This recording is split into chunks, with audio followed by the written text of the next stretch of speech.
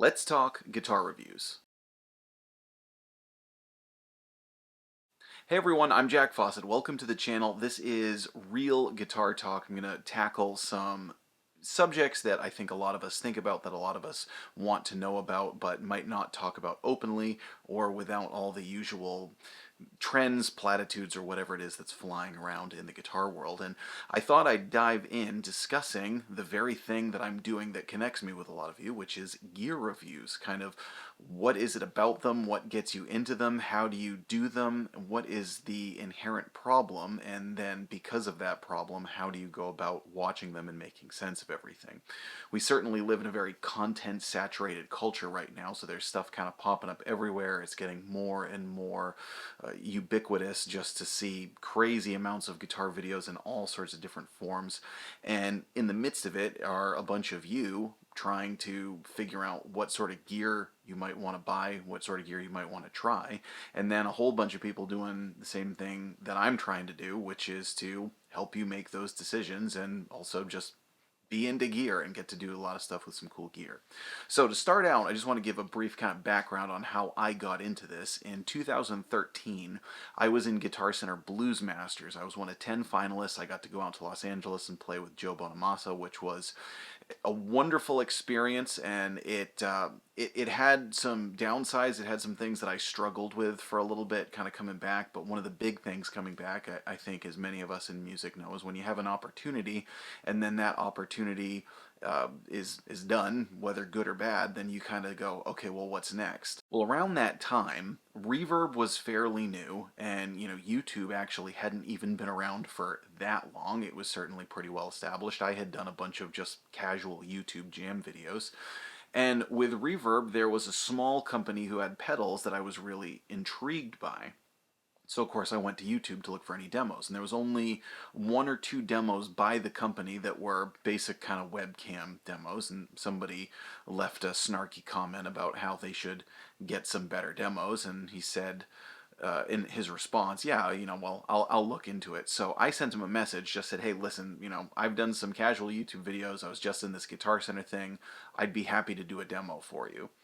And he responded, was very kind, but he said, we're coming up on the holidays. Let's get through the holidays and then maybe I'll get back to you. So I, of course, thought, well, that's it. That's not going to happen then. And I just forgot about it. But then after the holidays, sure enough, he sent me back a message and said, tell you what, I'd like to try this out. I'll send you the pedal. You do the video of it. You get to keep the pedal. And if I like it, we'll do more in the future. And that was what got me into it. Now, I started very casually, very slowly, and then really for a long time just kind of did pedal demos, just did it, just in exchange for the pedal, kind of doing it to get some cool gear, to get some videos out there. But I didn't really dive in. In fact, in all my early demos, I didn't even really give a review. I just would play the pedal on some different settings and then literally just read the company description in a voiceover. It wasn't until later that I decided to actually start doing reviews and be on screen talking like I am now and really kind of connecting with a lot of you based on like, hey, what do you like? What do you dislike? What does it work for? What does it not work for? And that was when things started to pick up a little bit more for me, was sharing that, and actually really connected with people using some intermediate level gear. And when I say intermediate, I'm kind of talking about budget, certainly anything you can use for anything. I've seen great guitar players play Squier guitars and Harley Benton guitars. I've seen really lousy players play expensive Gibsons. So let's not even go there right now. But basically, a lot of that mid-level budget gear, a lot of times you can get a really cool tone out of it, but sometimes you need to tweak it in different ways, or you need to know its idiosyncrasies in order to do so. And so I started doing some videos on those. I did videos on Epiphone Casinos. I did a lot of videos on the Fender Blues Junior, and that was where things really started to happen. The channel started getting much more attention and got me to the point where I am now. I'm just about to 30,000 subscribers, which is one of the reasons I also wanted to do this video now. I wanted to say thank you and share a little bit about my experience and kind of how I see guitar gear videos. Now, moving along, one of the things that's interesting about this is I know for me and for many other people doing this, and I have connected with quite a few other YouTube creators. In fact, some of us have become friends just because we share a common interest and a common profession, as it were, where there aren't a ton of people who do this for as many people as there are that do this. We get to talking. In fact, some of us were in a Facebook group for a while together where we would share our experiences. And one of the things that we all, at least many of us, had in common was kind of how casually it started and honestly how little we knew about it to get going, which is going to lead into one of the upcoming points, which is that, for instance, I didn't know in the early days, I've known this for years now, so I'm not making any kind of excuses, but in the early days, I didn't know you needed to disclose if something was sent to you in order to do a video. So that all kind of came up later. I actually even gave someone bad advice on it. I said, no, you don't need to mention that. Why would you need to mention that? You're not trying to sell people something. You're just showing them how it sounds. That was kind of the thought process, not realizing that many people are trying to get you to buy something, but that's also coming up in a minute. The point is that many of us just kind of got into this because it was a cool chance to try out different gear. We really like guitar stuff. We have some level, even if it's not a very high level of producing videos, and most importantly, it's a way to make money as a musician and support ourselves and support our families doing something that we love. It was another gig in a lot of ways, and that was something that I think was unexpected with how far it kind of went over time. Now, I mentioned I wanted to talk about the whole sponsored review thing. This is actually a video I wanted to do a while ago because every so often somebody does a video about this type of thing. Sponsored reviews, non-sponsored reviews, what goes into it, what doesn't. But every time I've thought about doing it, someone else has done a video similar to it, and I don't want to just be riding off of someone's coattails or doing a response video. I wanted this to be kind of more organic, more just like, hey, I want to share this with you guys, so this is the point. Are gear videos objective? I certainly try to make my gear videos objective. I try and share with you, what I think things are good for, what they do well, what their strengths are, maybe what you should avoid doing with them. That being said, when you get into the sponsored gear reviews, there's a perception that changes, and I think there are definitely some non-objective gear videos out there. I think they're getting fewer and further between because there's a lot of scrutiny of it. There's a lot of people calling you out on it. And, I think when somebody's just trying to sell you something and working with the company to do that, hopefully to a lot of people it's pretty obvious that you're being sold a bill of goods. If it's not, certainly speak up and say something. I would say, though, that being said, over the years, I have gotten excessively more, let's call it pushback, and that's a very diplomatic term for it. I've gotten more pushback, and it's not even close, on saying negative things about gear than I have on saying positive things about gear.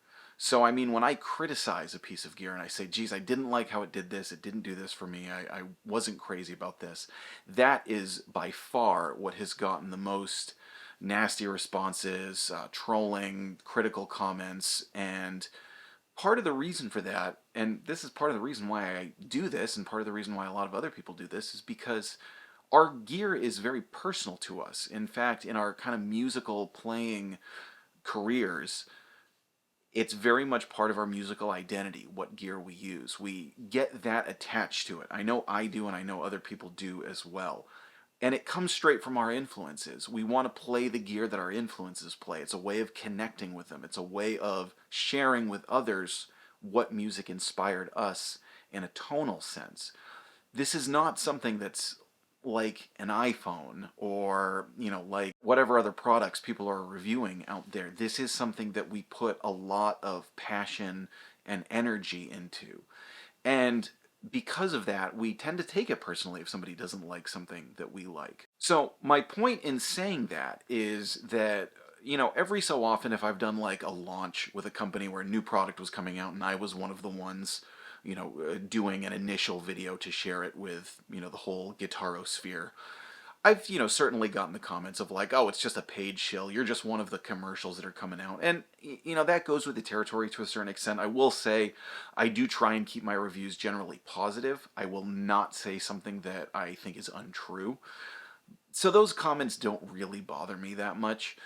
But when you trash someone's gear, when you say, and again, I don't really do that either, but when you say, geez, this disappointed me, I didn't think this was up to snuff, that is definitely what gets the kind of most grief to deal with over time.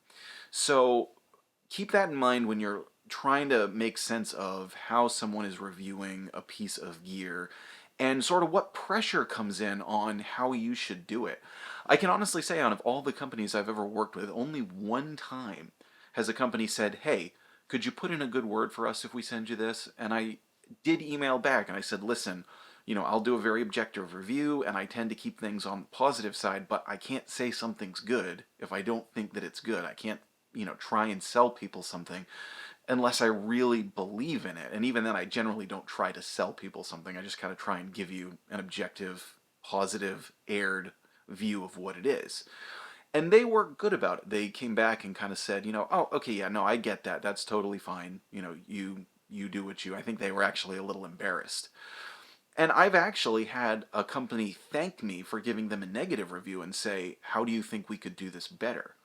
So when you talk about pressure, I think there is definitely this perception that if you do a sponsored review, there's pressure from the company to make it look better than it is. And I definitely have not found that to be true. Now, that being said, many of these companies you also develop a working relationship with. There's certainly a lot of companies that I've done a number of reviews with.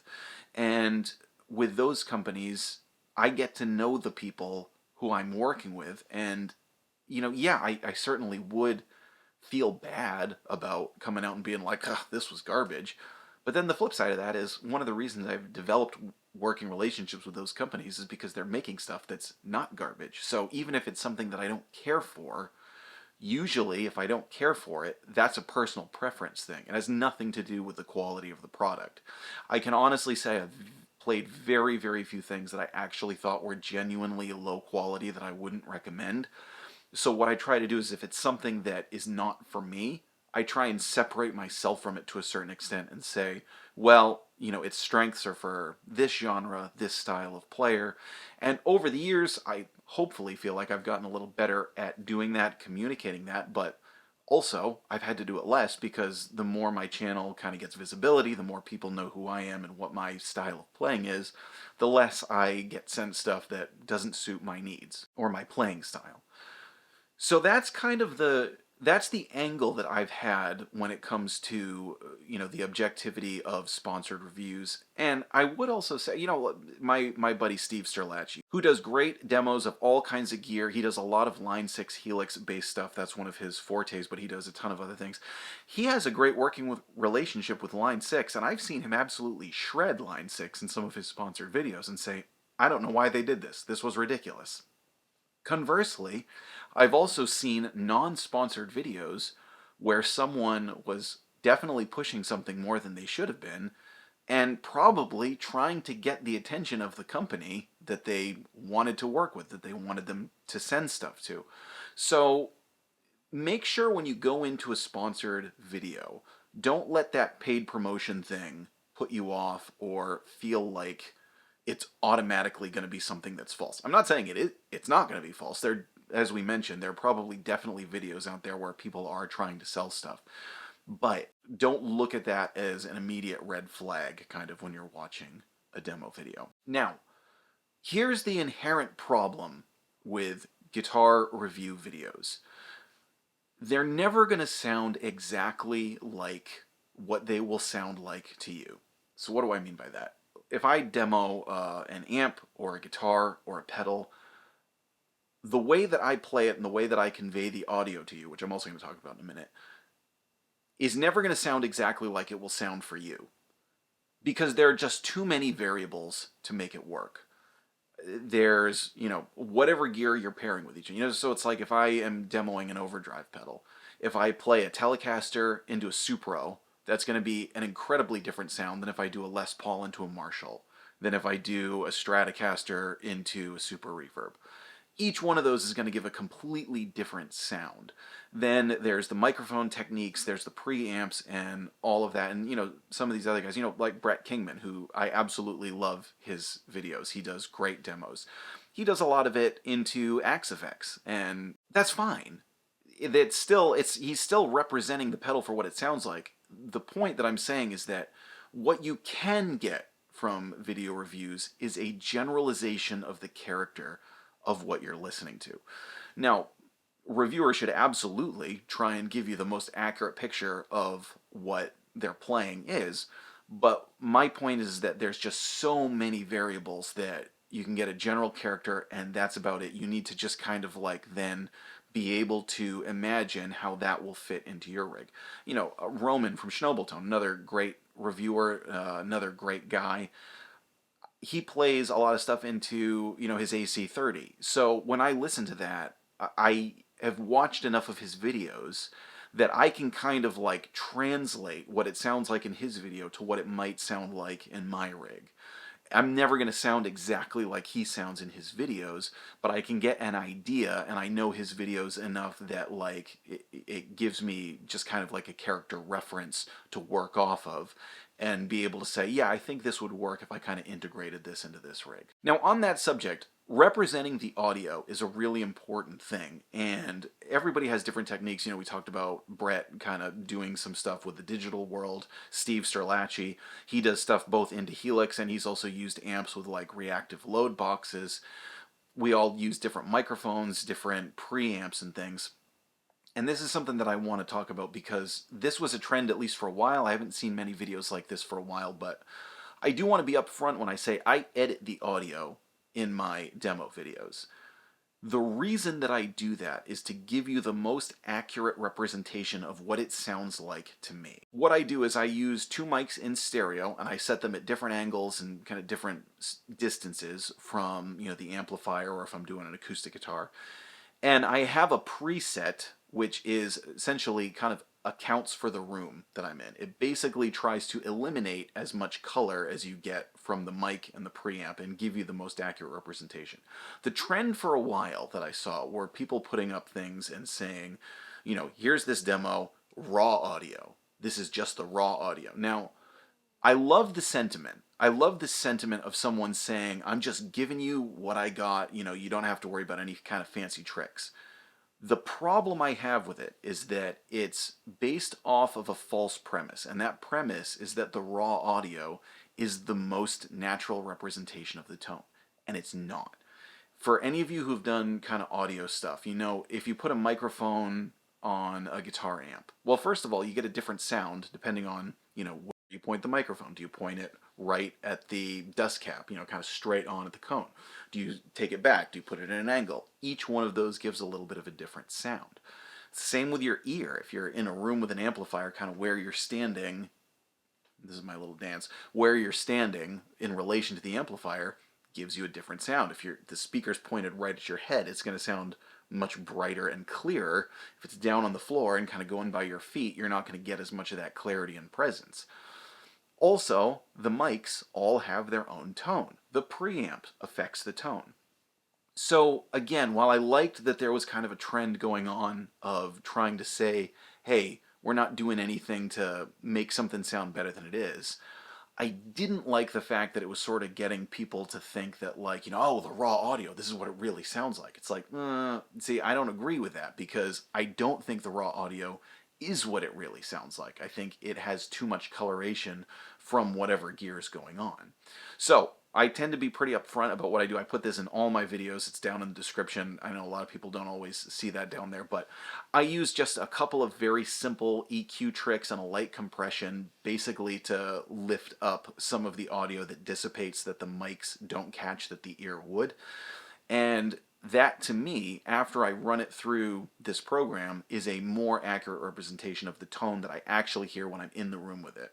Now, I get the fact that for some people that's kind of like, you want it to be as unedited as possible, and this is pretty light editing. I do understand the fact that there are some people who might kind of, round off the rough edges of gear, and that's really not the intention. But there is a line somewhere, right? At what point is doing editing, making it sound better than it is. For me, I found a formula that I'm very comfortable with and very, very, I feel very confident in sharing with you that I do this and that I personally believe this is a more accurate representation of the tone using a couple of these little tricks to kind of account for the room and the microphones. But ultimately, where this needs to go back to is just remember that all you can get from Guitar Gear videos is a generalization of the character of the tone. Because we could be in the same room together, you and I, whoever you are, because right now I'm just staring at a camera. You and I could be in the same room playing the same rig, and we would each sound different because tone is in your fingers. Because tone is something that, we all hold the guitar a little differently, we all phrase it a little differently, we lay into it differently, right down to the strings that we use. Some people say that the cables that you use really affects your tone, so there's just so many things that can kind of tweak it a little bit, that what you should do is never enjoy guitar videos, use it for those character references, but never fully rely on a guitar video to give you an exact representation of what it sounds like. Least of which the fact that how many of us are listening to guitar demos through these? They're great speakers. It's really incredible. I liked Dana Carvey's joke, Paul explaining the future to John, where he says, in the future we all have baby televisions in our pockets. I thought that was hysterical, and I really resonated, that resonated with me. And they have incredible speakers for what they are, but, listening to a gear demo through a smartphone speaker is a far cry from listening to it in real life. Now, I know some people listen to it through studio monitors, some people listen to it through better computer speakers or various other setups. And I'm also not saying that guitar channels shouldn't be held accountable if you think they're doing something shady. I think you absolutely should hold them accountable. What I would say is don't necessarily jump to conclusions based on paid sponsorships or based on what you're hearing. If you really think that gear is if you really think that gear is misrepresented in a video, you should absolutely say something. But don't necessarily jump to the conclusion that it's done in a purposeful way to mislead someone. And again, obviously this is a nuanced response to a lot of different things. There are some shady people out there who would do this, but I think there's a lot of people who are just doing it their way and holding the guitar the way that they do and getting a different sound that some people might not have gotten from it. Now, on that subject, I've actually been shying away from sponsored reviews. There are a few companies that I still work with that I, again, have good working relationship with, that I'm continuing to work with. And I've worked with some smaller companies that I like. Anytime I can kind of help get the word out about a smaller company, that's always something that I've enjoyed doing. And some of my favorite companies that I've worked with over the years are small companies. In fact, going to some NAMM shows with some small companies, which was years ago, but a lot of fun and kind of a dream come true for someone who, for a long time, I never thought I would go to a NAMM show. But when push comes to shove, I love Guitar Gear. I really love it. Like I said, it's an extension of your musical passion. It's something that becomes part of your musical identity. I'm much more interested in the history and the nuance and a little less interested in necessarily kind of, even though it doesn't bother me, but less interested in coming across like a paid shill. So while there are definitely some companies I'm still working with, I think for the most part, I've much more enjoyed doing just idea videos, feature videos, talking about history, talking about, comparisons. Hey, which one of these should you get from a more organic kind of direction? But let us know what you think. This is, again, something that hasn't come up for a while, and I wanted to share my thoughts with you kind of on the process of making these videos and, the objectivity of different channels and how that relates to people who are watching. Have you ever felt like you were seriously deceived by a video, and then was that just that it came across differently for them than it would for you, or did you feel like someone was actually being dishonest? Please let us know in the comments. I'd really like to hear what people's experiences are, especially from the kind of non-content creators perspective, because I've been making videos. Some of them were really cheap, basic apartment room videos from before I was married and before YouTube was even really much of a thing. And, I've been doing videos since then. They were just very, very casually for a long time. But I've always kind of had that angle of it from the video making standpoint. So I've always kind of had this, like I said, very few times have I ever thought, that's not what that gear sounds like. This is not right. Most of the time I'm kind of like, oh, that's interesting that they set it up this way. I couldn't get that sound. I couldn't, there's some sounds that I see in video reviews that I know I can't get, no matter how hard I try. But again, that doesn't necessarily mean that the gear doesn't sound that way. It just means that I can't do it that way. So let us know what you think of all that. What has your experience been? I'm Jack Fossett. Please remember to like, share, and subscribe. You can join us on Facebook in the JF Lounge, share pictures of your rig, talk about gear a little bit. Also, please follow me on Jack Fossett Official for some music. We'll see you next time.